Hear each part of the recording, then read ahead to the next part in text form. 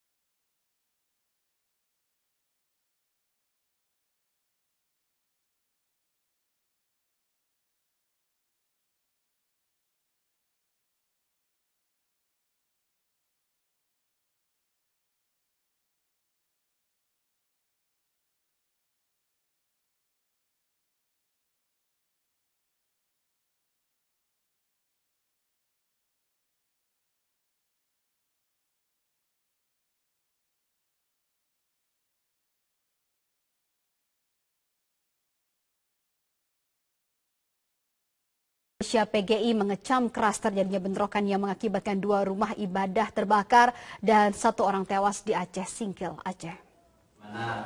Dan dalam keterangan persnya, PGI bersama dengan Aliansi Lintas Agama menghimbau agar masyarakat tidak bertindak berlebihan dalam menyikapi bentrok antar warga di Aceh Singkil, Aceh. PGI menilai lengahnya pengawasan dari aparat keamanan dan penegak hukum menjadi salah satu faktor utama pemicu terjadinya bentrokan tersebut. PGI juga meminta agar pemerintah secepatnya turun tangan dan mengambil sikap tegas untuk menghentikan aksi intoleran dan kekerasan dengan menangkap provokator maupun juga aktor-aktor intelektual di balik kasus Aceh Singkil. Kasus pembakaran gereja terjadi. Tapi itu juga tidak ada ujung pangkal. Pola yang tersistem dalam penanganan konflik.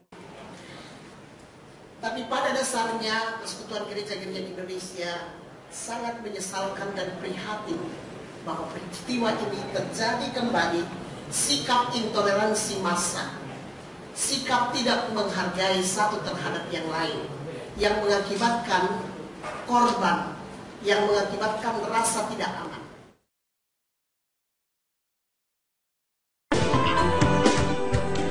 Bentrokan terjadi antara 2 kelompok warga di Kabupaten Aceh Singkil siang ini. Bentrokan berawal dari aksi penyerangan ratusan orang ke kawasan Desa Suka, Kecamatan Gunung Meriah.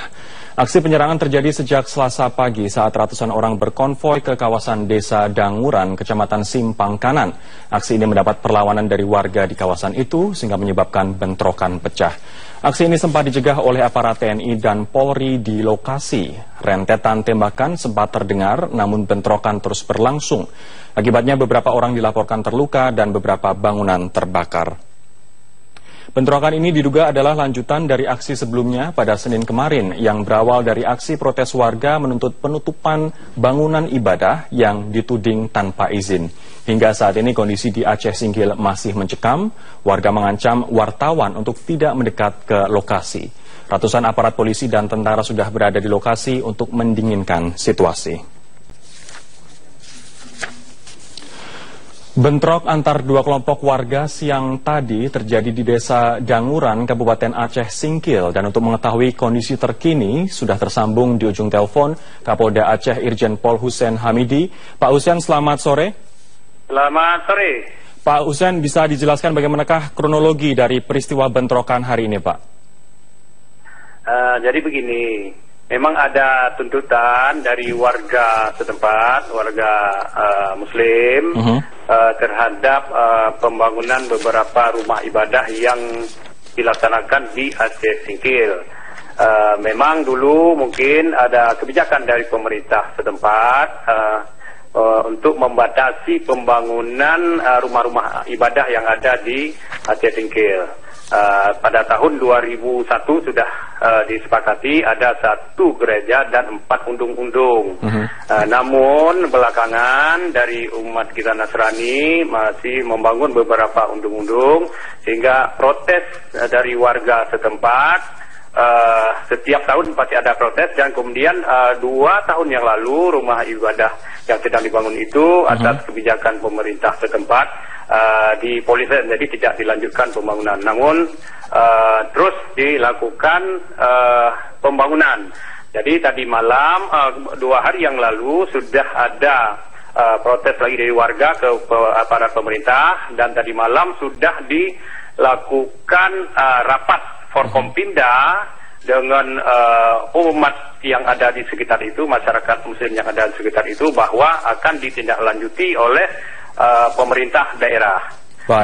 Tanggal 19 nantinya akan beberapa bangunan yang dibangun terus tanpa izin akan ditertibkan. Baik, Pak Husein. Namun masyarakat ini tidak sabar, terus tadi pagi melakukan mendatangi rumah ibadah itu dan melakukan pembakaran terhadap rumah ibadah itu. Pak Husein, mohon maaf saya potong, untuk kondisi saat ini sendiri di sana seperti apa, Pak? Polri saat ini bersama TNI sudah bisa mengendalikan situasi, namun undung-undung sudah terbakar dan tugas Polri sekarang mencari pelaku pembakaran. Pada saat datang ke TKP, beberapa truk dari warga masyarakat dapat dihalau, namun di sana karena banyak jalan-jalan tikus yang menuju ke rumah ibadah itu, sehingga terjadi pembakaran. Kemudian setelah dibubarkan oleh anggota Polri, datang lagi dari warga masyarakat itu membakar undung-undung yang di tempat lainnya.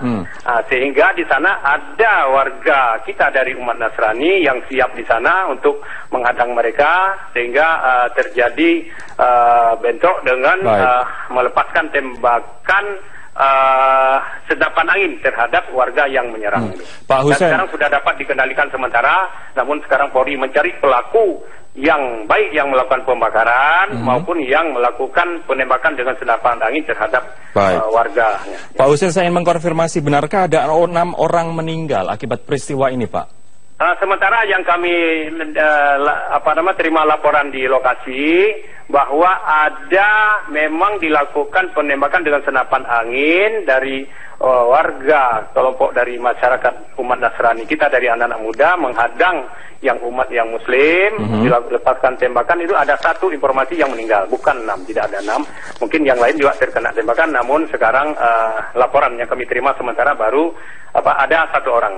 Satu orang sedang cari pelakunya. Yang terkonfirmasi 1 orang ya, berarti berita bahwa mengatakan 6 orang meninggal belum terkonfirmasi, Pak Hussein. Sejauh apa pengejaran polisi? Sejauh apa pengejaran polisi terhadap pelaku, Pak Hussein? Sekarang anggota kita, tim kita sedang mengejar pelaku untuk melakukan, baik yang melakukan penembakan itu maupun yang melakukan pembakaran terhadap rumah ibadah itu sekarang. Saat ini langkah-langkah dari polisi untuk mengamankan situasi di sekitar TKP seperti apa? Jadi TKP tetap kita jaga bersama TNI, juga sudah turut serta membantu kita bersama-sama anggota Polri menjaga undung-undung yang lainnya supaya tidak dibakar, dan sambil kita mencari pelaku yang pembakaran. Ini adalah isu sensitif terkait dengan isu agama begitu. Nah, agar nanti tidak terulang, apa yang akan dilakukan oleh polisi ke depan, Pak? Kita tetap memanggil tokoh-tokoh masyarakat dari kedua belah pihak agar tidak berkembang, dan siapa yang melakukan tindakan baik membakar maupun menembak akan kita proses secara hukum, dan sekarang kita cari pelakunya. Kita harapkan tokoh-tokoh masyarakat itu dapat mengendalikan massa masing-masing. Baik, Irjen Pol Hussein Hamidi, Kapolda Aceh, terima kasih atas waktu Anda.